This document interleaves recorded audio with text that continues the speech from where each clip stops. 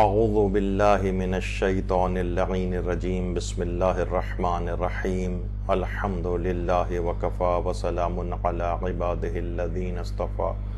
اللہم صل علی محمد وآل محمد۔ قرآنی سورہ، ان کا تعارف، ان کے فضائل، اس سلسلے میں ہماری گفتگو آگے بڑھ رہی ہے، اور قرآنی ترتیب کے اعتبار سے چلتے ہوئے آج ہم سورہ مائدہ کے اوپر گفتگو کریں گے۔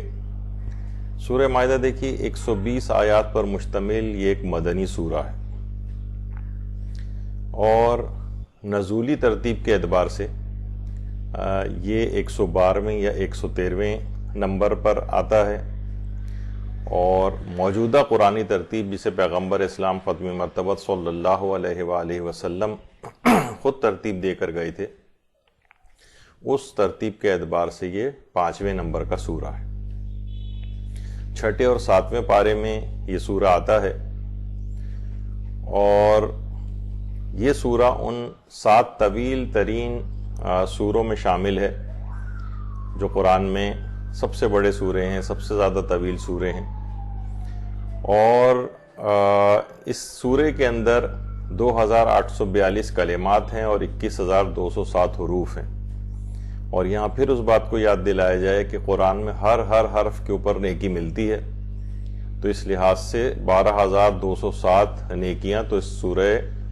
مائدہ کی تلاوت سے ویسے ہی انسان کو حاصل ہو جاتی ہیں، اور میدان قیامت میں جب واقعاً ایک ایک نیکی کی انسان کو ضرورت پیش آئے گی، اس وقت ان نیکیوں کا اس کو احساس ہوگا کہ قرآن کی سورہ کی تلاوت سے کتنی زیادہ نیکیوں سے اس کا نامہ اعمال اور اس کا پلڑا جو ہے وہ بھاری ہو گیا ہے۔ سورہ مائدہ کو سورہ مائدہ کیوں کہا جاتا ہے؟ اس کی وجہ تسمیہ کیا ہے؟ دیکھیے، اس سورہ کی آیت نمبر 144 میں حضرت عیسیٰ کے انصار کے لیے مائدہ کے نزول کی داستان نقل ہوئی۔ مائدہ کے نزول کی داستان، مائدہ یعنی وہ غذا یا دسترخوان کے معنوں میں ہے،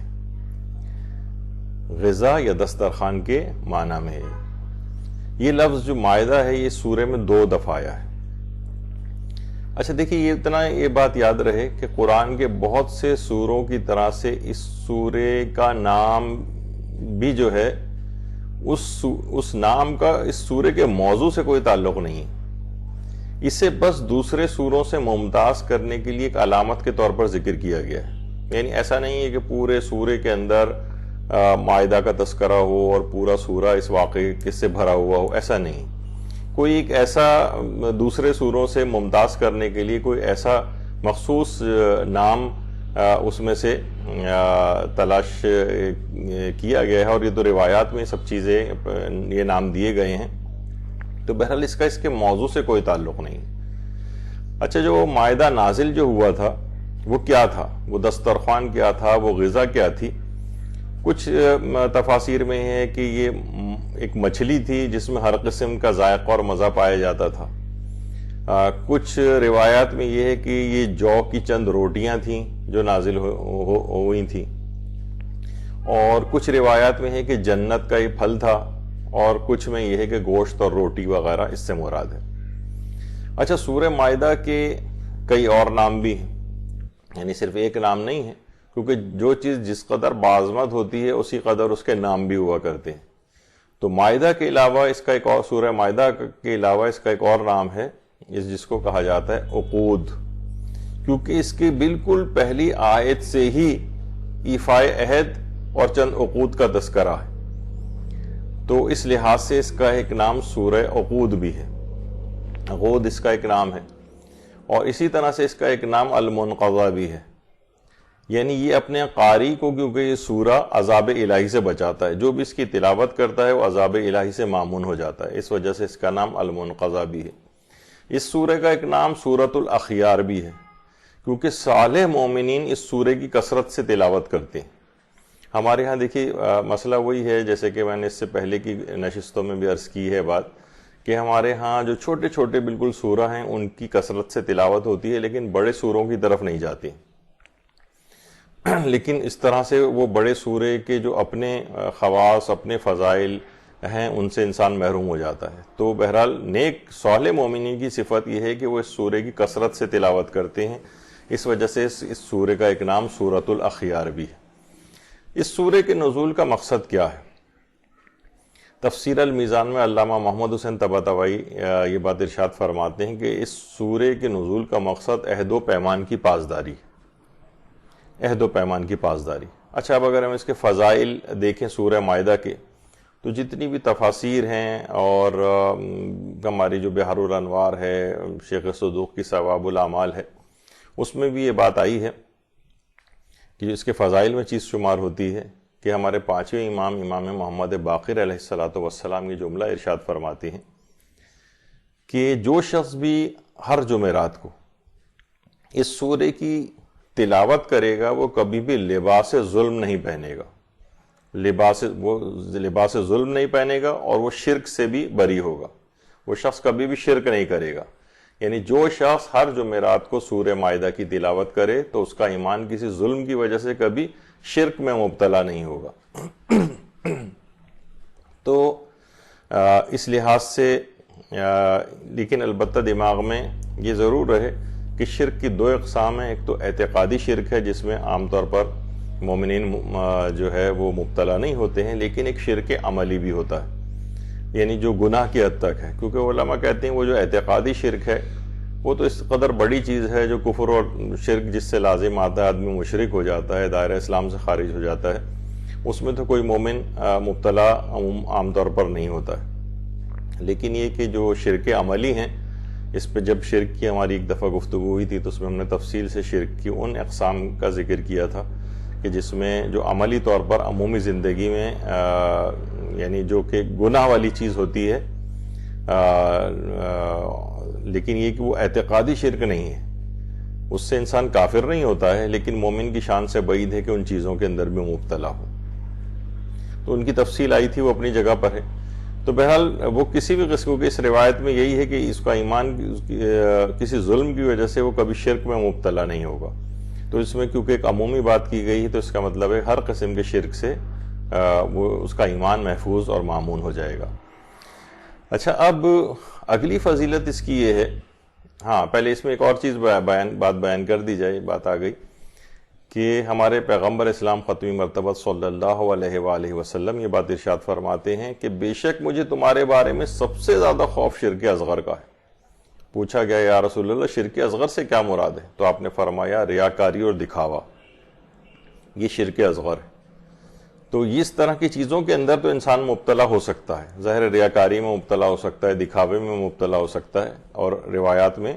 اس کو بھی شرک سے تعبیر کیا گیا ہے، لیکن اس سے انسان دائرہ اسلام سے خارج نہیں ہوتا ہے۔ تو بہرحال یہ سب چیزیں ایسی ہیں،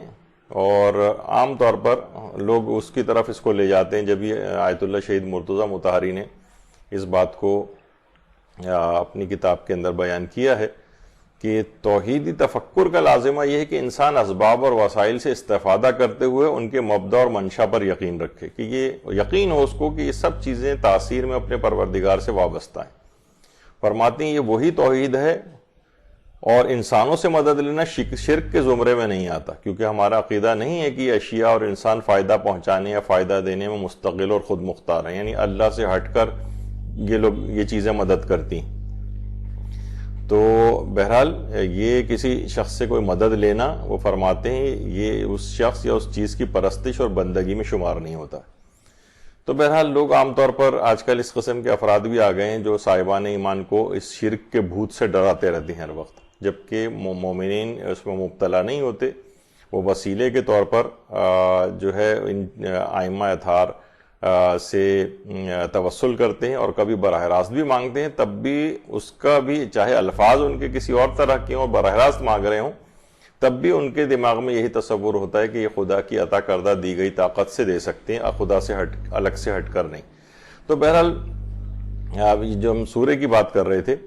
تو یہ سورہ ہر قسم کے شرک سے بچاتا ہے، لیکن شرک کے بھوت سے آپ کو نہیں ڈرنا ہے۔ یہ ہمیشہ آپ کی عبادات کو بہت سے لوگ شکوک کے اندر ڈالتے ہیں، اور ہر وقت آپ کی ایمان کو ڈراتے رہتے ہیں کہ کہیں دیکھیں اب شرک میں مبتلا ہوا، اب شرک میں مبتلا ہوا انسان، تو اس سے ان ہستیوں سے توسل سے بھی وہ ڈرنے لگتا ہے کہ کہیں یہ بھی شرک میں نہ چلا جائے۔ اس وجہ سے اس کا دفیہ کرنا ضروری ہے، اور ان افراد کی جو اس قسم کے وہمیں اور شک کے اندر ڈالتے ہیں ان کی طرف توجہ نہ کی جائے۔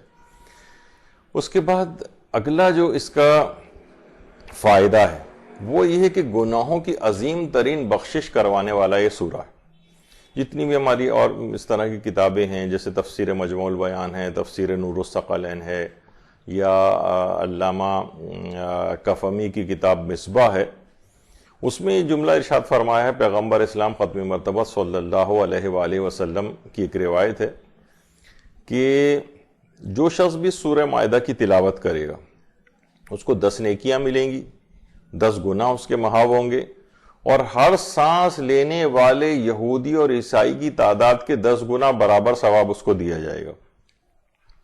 اگر آپ ویسے یہودی اور عیسائیوں کی اس وقت پاکستان پوری دنیا کے اندر ان کی اگر تعداد دیکھیں تو اس وقت عیسائیوں کی تعداد 2.5 ارب ہے، مسلمانوں کی تقریباً 1.8 بلین ہے، اور ان کی تقریباً 2.5 ارب کے برابر ہے۔ اور یہودیوں کی تعداد اگر دیکھیں تو پوری دنیا میں 1.5 کروڑ یہودی ہیں، اس سے آپ اندازہ لگا سکتے ہیں کہ تقریباً 2 ارب کے قریب مسلمان ہیں، اور 1.5 کروڑ صرف یہودی ہیں۔ کس قدر کم ان کی تعداد ہے، لیکن کس طرح سے یہ لوگ عالمی طور پر اپنی ایک اجارہ داری جو ہے قائم کیے ہوئے ہیں، جو ہماری کمزوریوں کی وجہ سے۔ تو پیغمبر اسلام فرماتے ہیں صلی اللہ علیہ وآلہ وسلم کہ ہر سانس لینے والے یہودی اور عیسائی کی تعداد کے 10 گنا برابر ثواب۔ 10 گنا تو آپ چھوڑیے، ابھی صرف ویسی تعداد ان کی ملائی جائے تو 2.5 ارب یہ ہیں اور 1.5 کروڑ یہودی ہیں، 2.5 ارب عیسائی ہیں، 1.5 کروڑ یہودی۔ تو سمجھیں اس لحاظ سے یعنی جو بھی سورہ مائدہ کی تلاوت کرے گا تقریباً 2.5 پونے 3 ارب نیکیاں اس کے نام عمل میں آئیں گے، اور ان کو 10 سے اور ملٹیپلائی کر دیا جائے 10 گنا برابر، تو آپ خود سوچ سکتے ہیں کہ ثواب کا پلڑا کہاں سے کہاں جائے گا۔ تو سورہ مائدہ کی تلاوت اس قدر عظیم الشان ثواب دلانے والی ہے۔ اسی طرح سے اس کا ایک اور فائدہ یہ ہے کہ چوروں اور ڈاکوؤں سے حفاظت کرتی ہے۔ ہماری بہت سی کتابیں ہیں عملیات کی، جیسے مجربات امامیہ ہے، اور ابن طاؤس کی البلد الامین ہے، یا الامان من الاخطار ہے، یا خواص آیت قرآن کریم ہے۔ ان سب میں یہ بات آئی ہے کہ جو بھی شخص سورہ مائدہ کو لکھ کر اپنے گھر میں رکھے یا اپنے صندوق میں رکھے، یا لاکر وغیرہ اگر اس کے ہو کسی بینک میں حفاظت کے لیے جہاں پہ انسان اپنی چیزیں قیمتی اشیاء رکھتا ہے، تو اگر اس سورے کو لکھ کر گھر میں یا اس جگہ جہاں پر وہ قیمتی اشیاء رکھی ہوئی ہیں وہاں پر اس سورے کو لکھ کر رکھ دے تو اس کی کبھی کوئی چیز چوری نہیں ہوگی، ڈاکوؤں سے چوروں سے مکمل حفاظت ہوگی۔ تو انسان اپنی قیمتی چیزوں کو بچانے کے لیے اتنی زحمت تو کر سکتا ہے کہ سورہ مائدہ کو لکھ کر رکھے۔ اس میں پھر وہی لوگ سوال پوچھتے ہیں کہ اتنا لکھے گا کون، اور کیا بہتر نہیں ہے کہ صرف ہم فوٹو کاپی کرا کے رکھ دیں؟ تو یقیناً فوٹو کاپی کرا کے رکھ دینے سے بہرحال یعنی ایسا نہیں کہ بالکل فائدہ نہیں ہوگا، فائدہ تو ملے گا اپنی جگہ پہ، لیکن بہرحال یہ کہ ہاتھ سے اپنے لکھے تو بہت سارے نیکیاں اس کو، ویسے بھی قرآن کو لکھنے کا بھی ثواب ہے اور اس کے فوائد بھی ہیں۔ تو بہرحال اگر ممکن نہیں ہے تو بہرحال فوٹو کاپی کرا کے بھی اس جگہ کے اوپر رکھا جا سکتا ہے۔ اچھا، اسی طرح سے ایک اگلے اس کے فضیلت یہ بھی ہے کہ ہر قسم کے درد اور تکلیف سے نجات کے لیے بھی سورہ مائدہ کی تلاوت کی جا سکتی ہے۔ تو دیکھیے ابھی جو بات بیان ہوئی تھی یہ ہمارے چھٹے امام جعفر صادق علیہ الصلوۃ والسلام کی روایت میں بھی آیا ہے۔ تو پہلا جز تو اس کا ویسا ہی ہے کہ جو بھی سورے کو لکھ کر گھر یا صندوق میں یا لاکر وغیرہ میں رکھے گا تو یہ عمل اس چیز کو ضائع ہونے سے محفوظ رکھے گا، یہ عمل اس چیز کو ضائع ہونے سے محفوظ رکھے گا۔ اور پھر امام آگے فرماتے ہیں اور تلاوت کرنے والے کو ہر درد اور ورم سے بچائے گا، ہر قسم کے درد۔ اب دیکھیں کہ عمومی طور پر جو بیماریاں ہوتی ہیں اس میں انسان کو کہیں نہ کہیں درد محسوس ہوتا ہے، تو ہر وہ چیز کہ جس سے درد محسوس ہو اس بیماری سے یہ سورہ جو ہے وہ بچائے گا، اور اسی طرح ورم سے بھی بچائے گا، یعنی ہر وہ جگہ جہاں یعنی وہ بیماری جس میں سوجن ہوتی ہے یا انفلامیشن ہو جاتی ہے یہ اس سے بھی محفوظ رکھے گا۔ اور ابن طاؤس نے اس روایت کو الامان من الاخطار جو کتاب ہے ان کی، اس کے اندر بھی اس کو ذکر کیا ہے۔ اگلا فائدہ اس کا یہ ہے کہ رزق میں بے پناہ وسعت جو ہے وہ پیدا ہوتی ہے. یعنی اگر کوئی شخص پورا سورہ نہیں، یعنی سورہ مائدہ کی آیت نمبر 114 کو،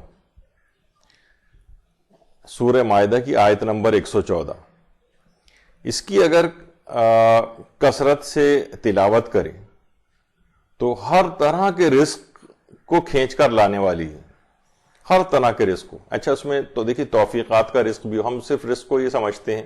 کہ کھانے پینا یا مال و دولت وغیرہ کا اضافہ، وہ بھی یقیناً اس سے مراد ہے،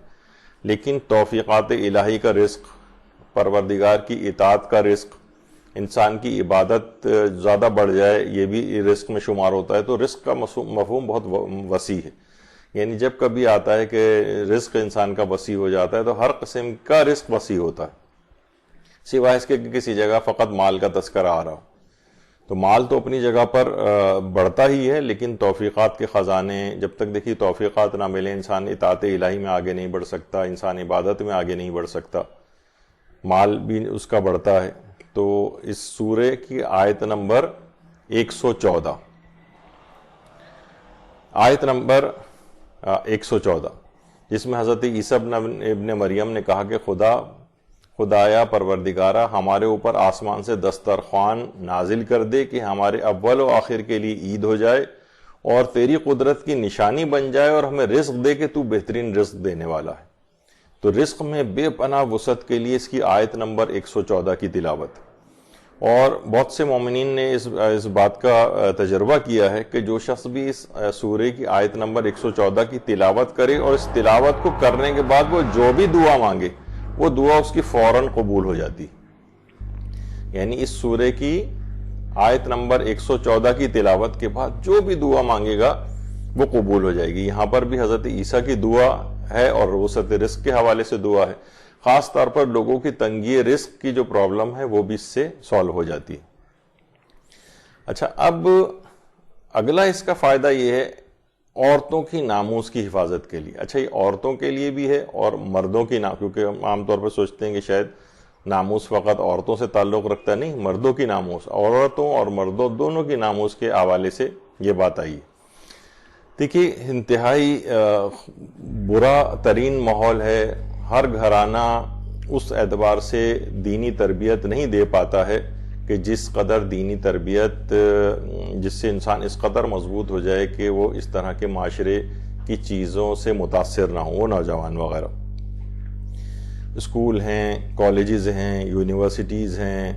میڈیا ہے، انٹرنیٹ اور موبائل ہے، یہ ہر تربیت دینے والے کی تربیت کو تباہ و برباد کر دیتے ہیں. اچھا گھرانے ایسے ہیں کہ جو سخت پریشان ہیں، ان گھرانے میں اولادیں ہیں، لڑکے اور لڑکیاں خراب ہوئے چلے جا رہے ہیں، سخت پریشانی کا شکار ہیں، ہر ایک سے وہ بات کہہ بھی نہیں پاتے ہیں، اور بہت بڑے بڑے بڑے گناہوں کے اندر یہ لڑکیاں، خواتین اور لڑکے مرد حضرات وغیرہ مبتلا ہو رہے ہیں. اور ظاہر ہے جب کسی سے کہہ نہیں پاتے ہیں تو بس خاموشی اختیار کی، لیکن وہ خاموشی ایک وہ اندر طوفان کا ایک پیش خیمہ ہوتی. تو بہت سارے اس کے اعمال اس قسم کے بتائے گئے ہیں. انسان کو چاہیے کہ اپنی اولاد کی ناموس کی حفاظت کے لیے، اپنے گھر والوں کی ناموس کی حفاظت کے لیے، خاص طور پر جو وہ خواتین و مرد حضرات جو اس طرح کے ماحول کے اندر باہر جاتے ہیں اور ان کے بگڑنے کا امکان ہوتا ہے، اس میں والدین کو یا جو سمجھدار گھر والے ہیں ان کو اس قسم کے اعمال انجام دینے چاہیے. جو کتاب ہے خواص آیات قرآن کریم آقا باقر نجفی کی، اس میں سورہ مائدہ کی جو پہلی آیت ہے، سورہ مائدہ کی سب سے پہلی آیت، یا ایھا الذین آمنوا اوفوا بالعقود، اوفوا بالعقود، اے ایمان والو اپنے عہد و پیمان اور معاملات کی پابندی کرو. تو اور پوری آیت آخر تک، یحکم ما یرید تک، کہ اگر اس کتاب میں یہ بات لکھی ہوئی خواص آیت قرآن کریم آقا باقر نجفی کی کہ سورہ مائدہ کی جو شخص بھی یعنی پہلی آیت کو ظن زانیہ یا یعنی جو عموماً اس گناہ کے اندر مبتلا ہو رہی ہو یا امکان ہو کہ کہیں یہ مبتلا نہ ہو جائے اس کو بچانا ہو، یعنی جسے بھی اس زنا کے نقصان اور اس گناہ کبیرہ سے بچانا مقصود ہے، چاہے وہ لڑکا ہو یا لڑکی ہو. بہرحال تو اس کے یہ جو پہلی آیت ہے اس کا کوئی ایک کپڑے کا ایک ٹکڑا لیا جائے یا کپڑا ہی لے لیا جائے اور اس کے اوپر اس آیت کو لکھا جائے، یہ اس پہلی آیت کو، وہ کسی بھی سے لکھا جا سکتا ہے، کسی بھی قلم سے لکھا جا سکتا ہے۔ البتہ کچھ عملیات کو کرنے والے جو اس کے ماہر علماء ہیں وہ کہتے ہیں کہ اس میں سیاہ رنگ کی سیاہی استعمال نہ کی جائے۔ چلیں بہرحال یعنی اسی شخص کے جس کو بچانا مقصود ہے اس بڑے گناہ سے، اس کا کوئی کپڑا لے لیا جائے، اس کے اوپر اس پہلی آیت کو لکھا جائے سورہ مائدہ کی، اور اس آیت کو اس وقت پڑھا بھی جائے، اور اس کے بعد یہ جو پہلی 3 لائنیں آپ کے سامنے آ رہی ہیں، یعنی اس میں اس آیت کا حوالے سے، اس آیت کا واسطہ دے کر پروردگار عالم سے کہا جا رہا ہے کہ اس زنا کی، اس ذلت والی چیز کی محبت کو اور اس کی گندگی کو فلاں ابن فلاں یا فلاں بنت فلاں کے دل سے نکال دے، فَإِنَّكَ فَعَلٌ لِمَا تُرِيدُ وَأَنْتَ أَرْحَمُ الرَّاحِمِينَ۔ تو یہ والی عبارت جو ہے یہ 70 دفعہ پڑھی جائے، یعنی پہلی آیت کو اس کے کپڑے کے اوپر لکھا جائے اور اس کو پڑھا بھی جائے، اس کے بعد 70 مرتبہ اس کو پڑھا جائے۔ اچھا، یہاں جب اس کی بات ہو تو وہاں پر اس کا اور اس کی ماں کا نام لیا جائے، یعنی وہ خاتون یا جو بھی جس مرد کے لیے بھی یہ چیز کہی جا رہی ہے، اس کا اور اس کی ماں کا نام لیا جائے۔ اچھا، پھر اس کے بعد اب دیکھیے یہ بہت ساری چیزیں، کچھ عملیات ایسے ہیں کہ یہ طریقہ کار تو ہیں، جیسے اب کہا جاتا ہے اس عمل کو کرنے کے بعد پھر اس کپڑے کو کسی پرانی جو مجہول قبر ہے، جس کا کوئی اب نام و نشان نہیں ہے، کوئی اس کے ورثہ نہیں ہے، اس کے قریب کہیں دفن کر دیا جائے، یا یہ اگر ممکن نہ ہو تو کسی ایسی جگہ دفن کیا جائے جہاں کوئی رہتا نہ ہو، بہت ویران بیابان کسی جگہ پر وہاں دفن کر دیا جائے، اور اس کے بعد دفن کرنے کے بعد یہ جو آخری 2 لائنیں ہیں وہ اس میں اس دفن کرتے وقت پڑھی جائیں، اس کا کپڑا جس جگہ پہ دفن کرے، تو اس میں یہ ہے کہ اللہ اس کے دل سے زنا اور اس فعل قبیح کی جو رغبت ہے یا جو اخلاق ذمیمہ اس کے اندر یہ پیدا ہو گیا اس کے دل میں، اس کے دل سے وہ چیزیں پروردگار عالم دور کر دے گا، اس کو اس گناہ سے شدید نفرت ہو جائے گی اور ہمیشہ کے لیے اس گناہ سے پیچھا چھوٹ جائے گا۔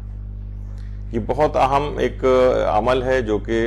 کتابوں کے اندر جو ہے وہ لکھا ہوا ہے۔ اچھا، اسے اہل سنت بھی اس عمل کو جو ہے ان کی کتابوں کے اندر بھی موجود ہے۔ بہرحال اس سورہ مائدہ کی آیت نمبر 1 جو ہے، جو پہلی آیت ہے، اس کو میں مختصراً پھر بتا دیتا ہوں کہ آقا باقر نجفی نے اپنی کتاب خواص آیات قرآن میں لکھا ہے کہ سورہ مائدہ کی پہلی آیت کو کسی جو بھی زن زانیہ ہے یا جو مرد ہے کوئی اگر جو اس فعل میں مبتلا ہو رہا ہے یا امکان ہے کہ یہ مبتلا ہوگا اور اس کو اس سے بچانا مقصد ہے، خاص طور پر وہ افراد کے جو کہ بیرون ملک یا مغربی ممالک یا ایسی جگہوں کے اوپر جا رہے ہیں کہ جہاں پر کوئی ایسا کنٹرول نہیں ہے ان کے اوپر، بالکل ایک آزاد زندگی ہوگی، گھر والے بھی نہیں ہیں، کوئی پریشر نہیں ہے کوئی، اور اس گناہ کے اندر مبتلا ہو سکتے ہوں، تو اس کے کسی کپڑے کے اوپر پہلی آیت کو لکھا جائے اور اس وقت اس آیت کو پڑھا بھی جائے، اور 70 مرتبہ یہ جو ابتدائی 3 عبارتیں ہیں یا جو لائنز ہیں اس کو پڑھا جائے، اور 70 مرتبہ، اور اس کا اور اس کی ماں کا نام لیا جائے، فلانتا بنت فلانتن، اس میں جو ہے اس لڑکی کا یا اس شخص کا اور اس کی ماں کا نام لیا جائے، اور اگر یعنی مرد ہے تو اس کے باپ کا نام لیا جائے، عورت ہے تو اس کی ماں کا نام لیا جائے۔ پھر اس کے بعد اس کپڑے کو کسی پرانی مجہول قبر کے قریب یا کسی ایسی جگہ جو بیابان و ویران جہاں کوئی رہتا نہ ہو وہاں پر دفن کر دیا جائے، اور دفن کرنے کے بعد جو آخری 2 لائنوں کے اندر جو دعا ہے اس کو پڑھا جائے، تو اس عمل کے نتیجے میں اس گناہ سے اس کو شدید نفرت ہو جائے گی اور وہ کبھی اس فعل کے اندر مبتلا نہیں ہوگا۔ تو دیکھیے یہ ایک عمل ہے سورہ مائدہ کی پہلی آیت کے سلسلے میں۔ اسی طرح سے خیالات فاسدہ اور سحر و جادو کے توڑ کے لیے خواص آیت قرآن کریم میں یہ بھی ہے کہ ایمان اور نیت خالص کے ساتھ خدا پر توکل کرتے ہوئے اگر کوئی شخص دو آیات سورہ مائدہ کی آیت نمبر 11، سورہ مائدہ کی آیت نمبر 11، اے ایمان والو اپنے اوپر اللہ کی اس نعمت کو یاد کرو جب ایک قوم نے تمہاری طرف ہاتھ بڑھانے کا ارادہ کیا تو خدا نے ان کے ہاتھوں کو تم تک پہنچنے سے روک دیا، اور اللہ سے ڈرتے رہو کہ صاحبان ایمان اللہ ہی پر بھروسہ کرتے ہیں۔ یہ والی آیت ہے سورہ مائدہ کی آیت نمبر 11 یہ، اور دوسری ہے سورہ آل عمران کی آیت نمبر 103، اللہ کی رسی کو مضبوطی سے تھامے رہو اور تفرقے میں نہ پڑو والی جو آیت ہے۔ تو ان دو آیتوں کو اگر کوئی ایمان اور نیت خالص اور خدا پر توجہ کے ساتھ لکھے اور اس وقت پڑھے بھی تو جادو کا اس پر اثر نہیں کرے گا، اور وہ ہر قسم کے خیالات فاسدہ سے اس کو نجات مل جائے گی۔ الٹے سیدھے خیالات آ رہے ہیں، شک وہم اور وسوسے آ رہے ہیں، اعتقادات میں شک اور وسوسے آ رہے ہیں، اور برے خیالات آ رہے ہیں، گناہوں سے ریلیٹڈ خیالات آ رہے ہیں، اس کو ان تمام خیالات سے اس کو نجات مل جائے گی۔ تو یہ دو آیتیں سورہ مائدہ کی آیت نمبر 11 اور آل عمران کی آیت نمبر 103 کی تلاوت بھی کرے اور اس کو لکھے بھی، اور اس وقت مکمل ایمان اور نیت اور خالص اور خدا پر توجہ کرتے ہوئے اس کو لکھے اور پڑھے، تو نہ تو جادو اثر کرے گا اور خیالات فاسدہ بھی اس کے دل و دماغ سے دور ہو جائیں گے۔ تو یہ اس کے اندر ایک اہم چیز تھی، یعنی خیالات فاسدہ اور سحر و جادو کے توڑ کے لحاظ سے بھی سورہ مائدہ کی آیت نمبر 11 کی بڑی اہمیت ہے۔ اسی طرح سے گھروں میں خیر و برکت اور روزی کے لیے، یعنی گھروں اگر اس میں اس کی تلاوت سے سورہ مائدہ کی 3 آیات ایسی، 3 آیات کون کون سی ہیں؟ ایک تو 112، 113 اور 114، 112، 113 اور 114۔ 112 اور 113 تو یہ آیات ہیں، اس قال الحواریون یا عیسی ابن مریم یہاں سے، اور قالوا نرید ان ناکل منہا، یہ آیت نمبر 113 ہے، اور اس کے بعد آیت نمبر 114۔ ان 3 آیات کو اگر کسی برتن پر لکھا جائے، اچھا اگر برتن پہ لکھنا ممکن نہ ہو تو کسی کاغذ پر زعفران سے بھی لکھا جا سکتا ہے، لیکن بہرحال یہ ہے کہ اصل جو ہے وہ یہی ہے کہ اس برتن کو جس کے اوپر یہ 3 آیتیں لکھی گئی ہیں، 112، 113 اور 114، یہ کتاب خواص آیات قرآن کریم میں یہ عمل لکھا ہوا ہے۔ اس سے اس گھر کی نحوستیں بھی دور ہوتی ہیں، یعنی اس برتن کو جس کے اوپر یہ 3 آیتیں لکھی گئی ہیں، اس کو اگر پانی سے پر کر کے، یعنی اس برتن کو پورا پانی سے بھر دیں اور جمعے کے دن سورج نکلنے سے پہلے اپنے گھر کے باغیچے میں ڈال دیں، تو اس گھر سے ہر خیر و برکت، اس گھر پر خیر و برکت کے دروازے کھل جاتے ہیں، رزق و روزی بہت زیادہ کشادہ ہو جاتی ہے۔ بلکہ اگر کسی کھیت میں ڈالا جائے تو اس کا جو محصول اور جو اس کی پیداوار ہے وہ بہت زیادہ بڑھ جاتی، بہت زیادہ بڑھ جاتی، اور مسلسل 3 جمعے اگر اس عمل کو کیا جائے تو وہ فصل ہر قسم کی آفات اور کیڑوں وغیرہ سے، جیسے کہ عام طور پر سنڈیاں وغیرہ لگ جاتی ہیں فصلوں میں، پوری فصلیں تباہ کر دیتی ہیں، یا پاکستان میں کچھ دنوں پہلے کتنا زبردست ٹڈیوں کا حملہ ہوا تھا اور کتنی فصلیں تباہ ہوئی تھیں اور کسانوں کو کس قدر نقصان ہوا تھا، لوکسٹ جس کو کہا جاتا ہے، ٹڈی، تو اس کے حملے سے بھی محفوظ ہو جاتی ہیں۔ یعنی مسلسل 3 جمعے تک اگر اس عمل کو کیا جائے، یعنی سورہ مائدہ کی آیت نمبر 112، 113 اور 114 کو برتن پہ لکھا جائے اور اس برتن کو پورا پانی سے بھر کر جمعے کے دن سورج نکلنے سے پہلے اپنے گھر کے باغیچے میں، لان میں، چاہے چھوٹی سی کیاری ہی کیوں نہ ہو، یا اگر گھر میں کسی کے نہیں ہے تو کم سے کم گھر کے کونے کناروں میں جہاں پہ اس پہ پاؤں وغیرہ نہ پڑے اور تھوڑی دیر بعد وہ پانی سوکھ جائے، اس طرح سے اس کو اگر ڈال دیا جائے تو خیر و برکت کے دروازے اس گھر کے اوپر کھل جائیں گے۔ اور جیسے کہ ہم نے کہا اگر کھیت میں ڈال دیا جائے اس پانی کو تو اس کی فصل بہت زیادہ بڑھ جائے گی، اور مسلسل 3 جمعوں تک اگر اس عمل کو کیا جائے تو وہ فصل ہر قسم کی آفات، کیڑوں وغیرہ سے محفوظ ہو جائے گی، برکت بہت زیادہ ہوگی، ہر صورت میں فائدہ ہی فائدہ اس کا ملے گا۔ تو اس کا اس لحاظ سے بھی بہت زیادہ فوائد ہیں۔ بہت سے آپ نے دیکھا ہوگا کہ پچھلے جتنے بھی سوروں کے فضائل بیان ہو رہے ہیں اس میں دنیاوی اعتبار سے بھی کس قدر فضیلتیں اور برکتیں ان سورہ کی ہیں، جو کہ روایات کے اندر بھی بیان ہوئی ہیں۔ ان افراد کی بھی ان باتوں سے نفی ہو جاتی جو کہتے ہیں قرآن فقط کتاب ہدایت ہے۔ یقیناً وہ تو مین اور پرائم اس کا مقصد ہے قرآنی آیات کے نزول کا کہ انسان کی ہدایت، لیکن اس کی دنیا کی مسئلوں کا حل بھی اس قرآن کے اندر ہی موجود ہے۔ یہی وجہ ہے کہ ورنہ کیا تعلق، آپ کہیں بھائی کھیت میں اچھی پیداوار ہو رہی ہے، اس سے اس کا کیا تعلق ہے؟ تو اس کھیت سے کوئی تعلق نہیں ہے اس کا، اور رزق سے کیا اس کا تعلق ہے؟ ان سب سے تعلق ہے قرآن کا۔ تو بہرحال یہ ان چیزوں کو بہت اہمیت ہے، اور قرآن ہدایت کے ساتھ ساتھ جسمانی اور دنیاوی فوائد بھی یہ بھی دیتا ہے۔ اچھا، پھر یہ سورہ جو ہے گناہوں سے بھی مکمل حفاظت کرتا ہے۔ علماء نے لکھا ہے کہ جس کسی نے بھی اپنی عمر کو ضائع کر دیا ہو، گناہوں میں ضائع کر دیا ہے، اپنے مال کو گناہوں میں ضائع کر دیا ہے، لیکن اب وہ چاہتا ہے کہ مزید ضائع نہ ہو، یعنی اب اپنی زندگی باقی زندگی کو بچانا چاہتا ہے ضائع ہونے سے، اپنے مال کو بچانا چاہتا ہے ضائع ہونے سے، تو وہ جمعے کے دن سیب پر یا ناشپاتی پر خالص نیت سے سورہ مائدہ کی 3 آیات ہیں، 3 آیات، آیت نمبر 90، آیت نمبر 91 اور آیت نمبر 92،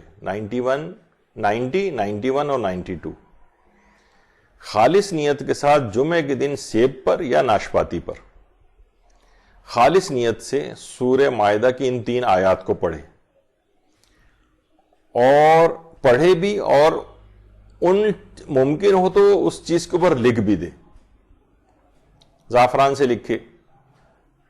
اور اچھا، بہت سے علماء یہ بھی کہتے ہیں بعض اوقات لکھنا بھی اس لحاظ سے پاسبل نہیں ہوتا تو اپنی انگلی سے بھی لکھ سکتا ہے۔ یہاں پر تو نہیں کہا، لیکن عموماً اس کو دیکھا گیا ہے کہ اپنی انگلی سے بھی تحریر کر سکتا ہے، یعنی اس کے اوپر کوئی چیز لگے نہیں، بس جس طرح سے آپ کوئی بھی چیز لکھتے ہیں، سمجھیں گے اگر یہ انگلی ہے یا آپ کا پین ہے اور اس سے آپ کوئی چیز لکھ رہے ہوں تو اس طرح سے بھی امکان ہے، اگر ممکن نہیں ہے، لیکن اصلاً یہی کہ لکھے۔ اور صرف 3 آیات ہیں، 90، 91 اور 92، اور ہر صبح کے وقت، یعنی صبح کے وقت نہار منہ اسے کھا لے، اور بہت زیادہ دفعہ کا نہیں، صرف 3 بار اگر اس عمل کو کرے گا، یعنی جمعے کے دن سیب یا ناشپاتی پر خالص نیت سے ان 3 آیات کو پڑھے اور ان پر لکھے، اور اس کے بعد نہار منہ سے کھا لے، تو 3 جمعوں یعنی 3 بار یہ عمل کرے گا 3 جمعوں تک،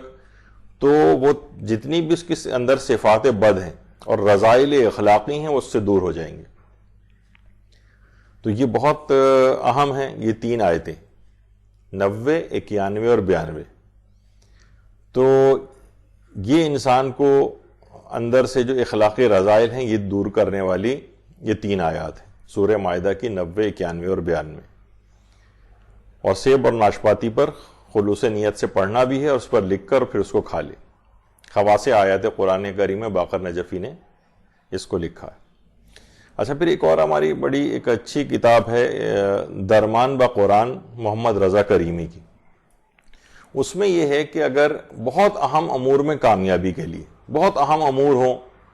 اور وہ ہر شخص کی اپنی زندگی میں ہوتا ہے کہ جناب یہ کام ہم کرنے جا رہے ہیں، بہت اہم کام ہے، یہ کام ہو جانا چاہیے، اس کے لیے بات لکھی گئی ہے کہ مہینے کی پہلی قمری تاریخ سے اس عمل کو شروع کیا جائے، یعنی جو اب ذکر ہو رہا ہے مہینے کی پہلی قمری تاریخ، اور اس عمل کو کرتے ہوئے 40 روز تک جانا ہے۔ اور پہلے دن جو ہوگا نماز فجر کے بعد، نماز فجر تو آپ اس کو اسی طرح سے پڑھنی ہے جس طرح پڑھتے ہیں، اس کے بعد 2 رکعت نماز حاجت بھی پڑھنی ہے، یعنی باوضو ہو کر 2 رکعت، اگر باوضو نہیں ہے تو 2 رکعت نماز حاجت، یعنی جو بھی آپ کا اہم کام ہے، جس کے جو حاجت ہے جس کے لیے آپ اس عمل کو کر رہی ہیں وہ پڑھیں، اور اس کے بعد قبلہ رخ ہو کر 100 دفعہ درود کی تلاوت کریں، 100 دفعہ درود کی تلاوت. اور اس کے بعد جو سورہ مائدہ کی آیت نمبر 114 ہے، وہ جس سے پہلے بھی ہم نے حضرت عیسیٰ کی دعا کے لحاظ سے ذکر کیا تھا، اس کو 50 دفعہ پڑھنا ہے اور اس دوران کسی سے بات نہیں کرنی.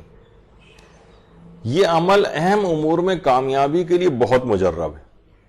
یعنی یہ 40 روز تک کرنا ہے. پہلے سے مثلا کوئی پلاننگ ہے، کوئی چیز ہے، کوئی کاروباری مقصد ہے، کوئی لڑکی کے رشتے والا کوئی اہم مسئلہ ہے، تو اس میں یعنی 40 روز تک اس کو کرنا ہے. اور مہینے کی پہلی قمری تاریخ کو نماز فجر کے بعد باوضو ہو کر 2 رکعت نماز حاجت پڑھنی اور قبلہ رخ ہو کر باقی کے آئندہ کے دنوں میں اس میں پھر وہ نماز حاجت کو پڑھنا ضروری، لیکن پڑھ بھی سکتے ہیں، لیکن وہ پہلی قمری تاریخ کو صرف 2 رکعت نماز حاجت پڑھنی. لیکن اگر روز بھی کر لیں تو کوئی ایسی حرج کی بات نہیں. اور پھر قبلہ رخ ہو کر 100 دفعہ درود پڑھنا ہے اور اس آیت نمبر 114 کو 50 دفعہ پڑھنا ہے اور اس دوران کسی سے بات چیت نہیں کرنی. تو یہ بڑا اہم اور مجرب عمل سمجھا جاتا ہے سورہ مائدہ کی آیت نمبر 114 والا، کہ جس کوئی اہم عمل، کوئی اہم کام ہو، کسی کو کوئی بہت اہم مقصد میں کامیابی چاہیے تو اس عمل کو کیا جا سکتا ہے. پھر اس سے پہلے بھی جو بیان ہوا تھا کہ رزق میں بے پناہ وسعت ملتی، یعنی روزانہ اگر 3 مرتبہ اسی آیت نمبر 114 کو پڑھا جائے، سورہ مائدہ کی آیت نمبر 114 کو 3 مرتبہ، صبح کے وقت 3 مرتبہ اگر اس کو پڑھیں اس دوران کسی سے بات چیت نہ کریں، کوئی خاص نہیں، صرف یہ اتنی چھوٹی سی آیت نمبر 114 اس کو 3 دفعہ روزانہ پڑھنا ہے، تو یہ ملتا ہے اس متعلق کہ اس قدر روزی اس کو حاصل ہوگی، اس قدر وسعت رزق ہوگی کہ اس کو گمان تک نہیں ہوگا، اس قدر وسعت رزق اس کو حاصل ہوگی. یہی وجہ ہے کہ سورہ مائدہ کو ہر مسئلے کی ماسٹر کی یا چابی کہا جاتا ہے. یعنی ہر دنیا کا مسئلہ آپ سورہ مائدہ کی تلاوت سے حل کر سکتے ہیں. اس کے اندر ایسی آیات ہیں، خاص طور پر یہ آیت نمبر جو 114 ہے. تو اس لحاظ سے بھی اگر دیکھیں تو یہ بہت، کیونکہ سورہ بہت ہی بافضیلت سورہ ہے، اتنا عظیم سورہ ہے کہ جو ایک راوی ہیں ابو حمزہ سمالی، وہ ہمارے چھٹے امام جعفر صادق علیہ السلام سے یہ بات نقل فرماتے ہیں، اللہم صلی علی محمد وآل محمد، کہ جب یہ سورہ پیغمبر اسلام پر نازل ہوا تھا تو 70,000 فرشتے اس سورہ مبارکہ کے ساتھ نازل ہوئے تھے. 70,000 فرشتے. تو اس لحاظ سے اس سورہ کی بڑی اہمیت ہے. اور اس سورہ کی جو مشہور ترین آیات ہیں، یہ بھی آپ دیکھیں کتنی مشہور آیات اس سورہ کی ہیں. اگر اس کو تلاوت نہ کریں الگ سے تو انسان صرف وہ سنتا ہی ہے مجالس وغیرہ کے اندر. مثلاً آیت تبلیغ، بلغ ما انزل الیک من ربک، وہ آیت جس پر پیغمبر اسلام کی رسالت کا دار و مدار تھا کہ اے رسول یہ کام اگر تم نے نہیں کیا تو کوئی کار رسالت ہی انجام نہیں دیا. ولایت حضرت امیر المومنین علیہ الصلوۃ والسلام کا اقرار، اللہم صلی علی محمد وآل محمد. اور حجۃ الوداع کے موقع پر یا وہاں سے واپسی پر میدان غدیر میں یہ آیت نازل ہوئی تھی. پھر اس کے بعد اگلی جو آیت ہے جو اس سورہ کی مشہور ترین آیات میں سے ہے، وہ آیت اکمال ہے. آیت اکمال سورہ مائدہ کی تیسری آیت ہے. الیوم اکملت لکم دینکم واتممت علیکم نعمتی ورضیت لکم الاسلام دینا. کتنی مشہور آیت ہے. یہ بھی میدان غدیر میں یہ آیت نازل ہوئی 18 ذی الحجہ کو ولایت حضرت امیر المومنین کے اعلان کے بعد. یہ اسی سورہ کی آیت ہے. علامہ امینی نے الغدیر میں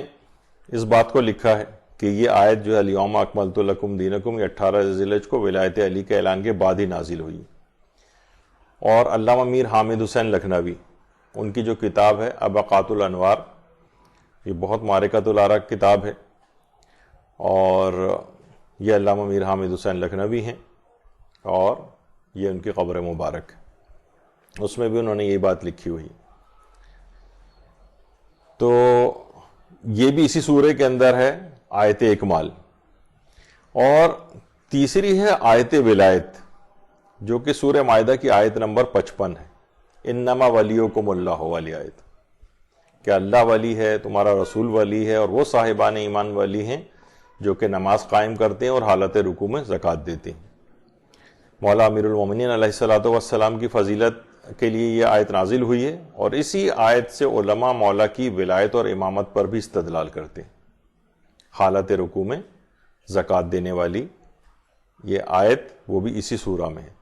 اسی طرح اس سورے کی مشہور ترین آیات میں آیت وضو بھی ہے، جو کہ 6 نمبر کی آیت ہے، آیت وضو۔ یا ایھا الذین آمنوا اذا قمتم الى الصلاة فاغسلوا وجوہکم وایدیکم الى المرافق وامسحوا برؤوسکم وارجلکم الى الکعبین۔ اے صاحبان ایمان، جب تم نماز کے لیے آمادہ ہو جاؤ تو اپنے ہاتھوں کو، اپنے چہرے کو اور اپنے ہاتھوں کو دھو کوہنیوں تک، اور اپنے سر کا اور اپنے پاؤں کا مسح کرو، پاؤں کا مسح کرو ٹخنوں تک۔ تو اب یہ مسلمانوں کے درمیان اتنی واضح آیت بھی بڑا ایک مسئلہ بنی ہے اور آپس میں اختلاف کا سبب بنی ہے۔ تو بہرحال اس میں یہ ایک مسلمانوں کے درمیان ایک اختلاف ہے، لیکن بہرحال مکتب تشیع کا نظر یہی ہے کہ اس میں چہرے کو اور ہاتھوں کو کوہنیوں تک دھونے کا حکم ہے، اور سر کے مسح کا اور پاؤں کے مسح کا حکم ہے ٹخنوں تک، جبکہ دوسرے صاحبان اسلام جو ہیں وہ پاؤں کو دھوتے ہیں، اور جو ہاتھوں کو دھونے میں ترتیب ذرا الٹی ہے، وہ نیچے سے اوپر کی طرف دھوتے ہیں، جبکہ ہمارے ہاں کوہنی سے اور نیچے کی طرف دھویا جاتا ہے۔ بہرحال اس آیت کے علاوہ بھی وضو کے موضوع پر تقریباً 500 سے زائد احادیث احکام وضو سے متعلق ہیں، جو کہ الگ سے احادیث کی کتابوں میں آئی ہیں۔ اچھا، اسی طرح سے اس سورے کی جو مشہور ترین آیات ہیں ان میں ایک آیت وسیلہ بھی، جو 35 نمبر کی آیت ہے، یا ایھا الذین آمنوا اتقوا اللہ وابتغوا الیہ الوسیلہ۔ اے صاحبان ایمان، تقوی اختیار کرو اور وسیلہ اختیار کرو۔ وسیلے کا خاص حکم یہ آیا ہے، البتہ وسیلہ وسیع مفہوم میں ہے۔ اچھا، انسان انبیاء کا وسیلہ بھی اختیار کر سکتا ہے، ائمہ معصومین کا وسیلہ اختیار کر سکتا ہے، صالحین کا وسیلہ اختیار کر سکتا ہے، اولیاء اللہ کو وسیلہ بنا سکتا ہے، نیک اعمال کو بھی وسیلہ بنا سکتا ہے، یہ سب وسیلہ ہیں۔ البتہ سب سے بڑا وسیلہ وہی پیغمبر اسلام اور خاندان اہل بیت عصمت و طہارت کا وسیلہ ہے۔ اللہم صلی علی محمد وآل محمد۔ تو آیت وسیلہ وہ اسی سورہ مائدہ کے اندر ہے۔ اسی طرح اس کی مشہور ترین آیات میں آیت حرمت قتل بھی ہے، جو کہ 32 نمبر کی آیت ہے، جو بہت مشہور آیت بھی ہے، کہ من قتل نفسا بغیر نفس او فساد فی الارض فکأنما قتل الناس جميعا ومن احیاها فکأنما احیا الناس جميعا۔ جس نے ایک انسان کو قتل کیا گویا تمام انسانیت کو قتل کیا، جس نے ایک انسان کی جان بچائی گویا تمام انسانیت کی جان بچائی۔ وہ بھی اسی سورے کی آیت ہے۔ اچھا، بعض روایات میں دیکھیے یہاں پر موت اور حیات جہاں پر لفظ آیا ہے وہاں اس سے مراد گمراہی اور ہدایت لی گئی ہے۔ تفسیر مجمع البیان جو ہے اس میں مختلف اقوال جو ہے نقل ہوئے ہیں کہ ایک انسان کا قتل سارے انسانوں کو قتل کیسے شمار ہو سکتا ہے۔ تو اس میں ایک قول یہ بھی کہ اس سے مراد کوئی عام انسان کا قتل نہیں، بلکہ کسی نبی یا امام کا قتل اس سے مراد ہے۔ اچھا، اس کے برخلاف کچھ مفسرین جیسے آیت اللہ محمد حسین طباطبائی نے ایک الگ بات کہی۔ وہ فرماتے ہیں کہ دیکھیے، قتل کرنا خدا کی خالقیت اور ربوبیت کے منافی ہے، یعنی خدا نے خلق کیا ہے، خدا پالتا ہے، تو یہ تمام انسانوں کے قتل کے مترادف ہو جائے گا، تمام انسانوں کے قتل کے مترادف۔ اور تفسیر نمونہ میں بات لکھی ہوئی کیونکہ تمام انسان ایک اکائی کی مانند ہے، یعنی ایک دوسرے سے انسان جڑے ہوئے ہیں، تو ایک کا قتل و نقصان سب کو متاثر کرتا ہے۔ جیسے جسم کا ہم کوئی ایک عضو کاٹ دیں، ایک آرگن کوئی، تو تمام جسم کے اعضاء تکلیف محسوس کرتے ہیں اور وہ بھی اس سے متاثر ہوتے ہیں۔ تو اس طرح تمام انسانیت کا قتل یہ شمار ہوتا ہے۔ جس نے ایک انسان کو قتل کیا گویا اس نے پوری انسانیت کو قتل کیا، اور ایک انسان کو بچایا تو گویا پوری انسانیت کو بچا لیا۔ اچھا، اس میں وہ چیز بھی شامل ہو سکتی ہے کہ عام طور پر خاندانوں میں اور ادھر ادھر نظر آتا ہے صاحبان ایمان کے کہ ایک گناہ جو خاموشی کے ساتھ انجام پاتا ہے وہ یہ ہے کہ پلاننگ نہیں تھی اور بچہ جو ہے وہ حمل قرار پا گیا تو اس کو پھر گرا دیا جاتا ہے، ابورشن وغیرہ، تو وہ بھی اسی کے اندر چیز آتی ہے۔ تو بہرحال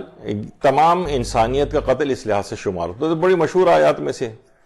اسی طرح سے جو عہد و پیمان کو پورا کرنے والی جو پہلی آیت ہے جس کا عمل بھی ہم نے بتایا، اوفوا بالعقود، یہ بھی اس آیت مشہور ترین آیات میں سے۔ اچھا، یہاں پر پھر علماء کی بحث ہے کہ یہاں کون سے وعدے اور کون سے ایگریمنٹ جو اس سے مراد ہے۔ تو یقیناً جو کاروباری ایگریمنٹ ہیں وہ اس سے مراد ہوتے ہیں۔ البتہ جو عام وعدے جو ایک دوسرے سے کیے جاتے ہیں وہ علماء کی اس میں ایک بحث ہے کہ مثلا اگر وقت وعدہ آپ کے دل میں یہ خیال تھا کہ میں، جو عام وعدے ہوتے ہیں جس کا کاروباری ایگریمنٹ سے تعلق نہیں ہے، مثلا آپ نے کسی سے وعدہ کیا کل میں کسی جگہ آپ سے آ کر ملوں گا، اور پھر آپ کسی وجہ سے وہاں نہیں جانا چاہیں یا دل آپ کا نہ چاہے اور آپ اس وعدے کو پورا نہ کریں، تو بہرحال یہ حرام تک نہیں پہنچا ہے، وہ اس قرآن کی آیت کے زمرے کے اندر نہیں آتا ہے۔ اور البتہ اگر وقت وعدہ ہی یہ خیال ہے کہ میں اسے پورا نہیں کروں گا، اور اب تو وہ جھوٹ میں آ جائے گا اور گناہ میں شمار ہوگا۔ لیکن بعد میں کسی وجہ سے آپ نہ جا پائیں، اور اس جو عام طور پر لوگ ایک دوسرے سے وعدے کرتے ہیں جس میں کوئی کاروباری ایگریمنٹ شامل نہیں، مثلا ہم یہ نہیں کر سکتے کاروباری ایگریمنٹ کر رہے ہیں اور ہم زوم آنے کوئی جملہ استعمال کریں میرا مقصد یہ نہیں تھا بلکہ میرا مقصد وہ تھا، تو اس کی مخالفت نہیں ہو سکتی، کاروباری ایگریمنٹس کو پورا کرنا پڑتا ہے۔ لیکن جو عمومی وعدے ہیں جس میں وقت وعدہ ہمارے دماغ میں اس کی مخالفت کا ارادہ نہیں ہوتا اور بعد میں کسی وجہ سے نہ پورا کر سکیں تو وہ حرام تک نہیں پہنچتے ہیں۔ البتہ بہرحال انسان کی جو ایک کریڈیبلٹی ہے وہ اس سے متاثر ہوتی ہے اور انسان کو چاہیے کہ ان کو بھی پورا کرے۔ اسی طرح سے غیر اللہ کے نام پر ذبیحے کی حرمت کی جو آیت ہے، غیر اللہ کے، حرمت علیکم المیتۃ والدم ولحم الخنزیر وما اہل لغیر اللہ بہ، یعنی اللہ نے حرام قرار دیا ہے مردار کو، خون کو اور سور کے گوشت کو، اور ہر وہ چیز جس پر اللہ کا نام نہ لیا جائے۔ اب اس سے لوگ بعض افراد نے یہ نتیجہ نکالا کہ جو نظر نیاز ہم مختلف اولیاء اللہ کے نام پر کھلاتے ہیں یہ بھی شاید اس کے اندر آ جاتی ہے یہ چیز، اور یہ بھی حرام ہے۔ جب بھی وہ اکثر آپ کہیں کہ جناب نیاز کی کوئی چیز کسی گھر بھجوائیں اپنے پڑوسی کے، اور وہ مثلا اس قسم کے نظریے کا حامل ہو کہ جناب غیر اللہ کے نام پر اگر کوئی چیز ہو تو وہ نہیں کھائے گا اس کو، تو یہ ایک بہت بڑا ایک دھوکہ ہے۔ ہمارے خیر مکتب فکر میں جو ہمارا جو فقہ جعفریہ ہے اس میں تو یہ والا مسئلہ ہی کوئی نہیں ہے، اور اس میں کوئی اختلاف بھی علماء کے اندر نہیں ہے۔ البتہ جو ہمارے غیر شیعہ مسلمان بھائی ہیں ان کے علماء میں اس میں اختلاف ہے، لیکن ان کے بھی جو بڑے بڑے علماء ہیں جیسے شاہ ولی اللہ محدث دہلوی، ان کا فتویٰ زبدۃ النصائح جو ان کی جو کتاب ہے اس کے اندر ہے، فتاوی رضاویہ میں بھی انہوں نے نقل کیا احمد رضا خان بریلوی نے کہ اگر کسی بزرگ کی فاتحہ کے لیے ان کی روح کو اصال ثواب کے قصد سے ملیدہ اور کھیر پکائیں اور کھلائیں تو کوئی مذائقہ نہیں، اور یہ جائز ہے۔ اور اگر کسی بزرگ کے نام کی فاتحہ دی جائے تو اس میں اغنیاء کو کھلانا بھی جائز ہے، یعنی عام لوگوں کو بھی کھلا سکتے ہیں، اغنیاء کو بھی کھلا سکتے ہیں، فقیروں کو بھی کھلا سکتے ہیں، اور ان کے نام پر کھلانے میں اس میں کوئی حرج نہیں ہے، اور یہ اس آیت کے زمرے میں شمار نہیں ہوتا ہے۔ اور پھر محدث دہلوی نے الگ فتاوی عزیزی میں بھی بات کہی ہے کہ یعنی جس کھانے پر حضرات امامین امام حسن و امام حسین کی نیاز کریں اس پر قل، فاتحہ اور درود پڑھنا بھی باعث برکت ہے اور اس کا کھانا بھی بہت اچھا ہے۔ پھر فرماتے ہیں اگر مالیدہ اور شیرینی کسی بزرگ کی فاتحہ کے ایصال ثواب کی نیت سے پکا کر کھلائیں تو یہ بھی جائز ہے، اور اس میں بھی کوئی مذائقہ نہیں۔ تفسیر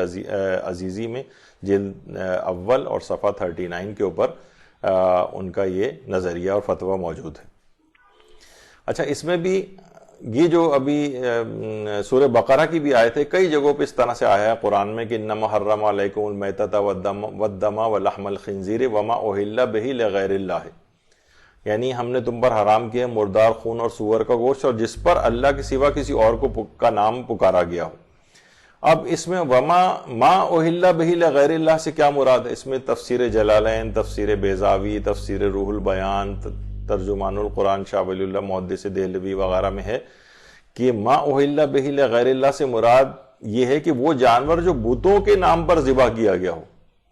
یعنی ان تفاسیر کی روشنی میں علماء کہتے ہیں بات واضح ہو جاتی ہے تمام آیات بتوں کی مذمت میں نازل ہوئی، لہٰذا اسے نظر و نیاز کے سلسلے میں چسپاں کرنا ایک کھلی گمراہی. یعنی وہ بتوں کے نام پر ذبح جو کیے جاتے تھے، یا مسلمان کوئی عام بتوں کے نام پر کوئی چیز ذبح کر رہا ہوتا ہے، یا کسی کے نام پر کوئی چیز کسی کو کھلا رہا ہو اس کو یاد کرتے ہوئے اس بزرگ شخصیت کو ان سے اظہار عقیدت کے طور پر، تو اس آیت کا مصداق کیسے ہو جائے گا؟ خیر اب وہ تو اتنی تفصیل اگر ہم ہر آیت کی اس میں اگر جانے لگے تو پھر بہت وقت ہو جائے گا. تو یہ جو ہے غیر اللہ کے نام پر ذبیحے کی جو یہ ذبیحے کی مذمت کی ہے، اس میں عام طور پہ تو ذبح وغیرہ بھی نہیں ہوتا ہے، بلکہ وہ تو مثلا کھانا پک کے کسی کے گھر جا رہا ہے نیاز وغیرہ کے، تو اس میں تو وہ والا مسئلہ بھی نہیں آتا ہے. اچھا اسی طرح سے یہ جو سورہ مائدہ ہے اس میں 30 آیات احکام ہیں، 30 آیات احکام، یعنی جس میں فقہی احکام بیان کی گئی، جس میں حج پر محرم کے لیے شکار کا مسئلہ جو تقریباً اب ختم ہی ہو کر رہ گیا ہے، لیکن ایک زمانے میں یہ بہت ہی معرکۃ الآراء مسئلہ ہوا کرتا تھا، اور اتنی تفصیل ہے اس کی، اتنے تفصیلی مسائل اس کے آئے ہیں. تو اس میں حج کے موقع پر محرم کے شکار کا مسئلہ، اسی طرح سے اس میں مردار کے احکام جو ہے وہ بیان ہوئے ہیں کہ وہ مردار حرام ہے، سور کے گوشت کا مسئلہ ہے. اچھا سور کے گوشت کے متعلق بھی یہ اکثر لوگ اس پہ سوال پوچھتے ہیں، اور بیرون ممالک کے اندر جو مغربی ممالک میں رہتے ہیں اور اس قسم کی جابز کرتے ہیں وہاں پر بھی چیز آتی ہے. بہت سے لوگوں کا یعنی کچن میں کام یہ ہوتا ہے کہ مثلا سور کا گوشت پکانا ہے، تو ایک چیز بتا دی جائے اس میں کہ سور کا گوشت پکانا تو جائز ہے، پکانا جائز ہے، لیکن اس کو پیش کرنا جائز نہیں، اس کو سرو کرنا جائز نہیں. حتیٰ کہ مثلا اگر کوئی پیزا ڈیلیوری وغیرہ جو ہو رہی ہے اور وہ سرو کی جا رہی ہے اور اس میں سور کا گوشت ہے تو وہ بھی جاب جائز نہیں ہوگی. اسی طرح سے مثلا کوئی اگر کیش کاؤنٹر پہ ہے اور وہ سور کے گوشت کی خرید و فروخت کے حوالے سے کام کر رہا ہے، وہاں پر پیسے لے رہا ہے، بیچ رہا ہے اس چیز کو، تو وہ والی جاب بھی اس کی جائز نہیں ہوگی. تو بہرحال خیر سور کا گوشت کا مسئلہ اس کے اندر سورہ مائدہ میں بیان ہوا ہے. وضو کے احکام بیان ہوئے ہیں، قصاص کے احکام، چور کے ہاتھ کاٹنے کا حکم، قسم توڑنے کا کفارہ، اور اسی طرح سے جو شراب اور جوئے وغیرہ کی جو حرمت کا حکم ہے وہ بھی ان 30 آیات احکام کے اندر یہ چیز آئی ہے. اور اسی طرح سے جو شاعر اللہ کی جو تعظیم ہے اس پر اس کی جو دوسری آیت ہے، یا ایھا الذین آمنوا لا تحلوا شعائر اللہ. تو شاعر اللہ، اللہ کی نشانیاں، شاعر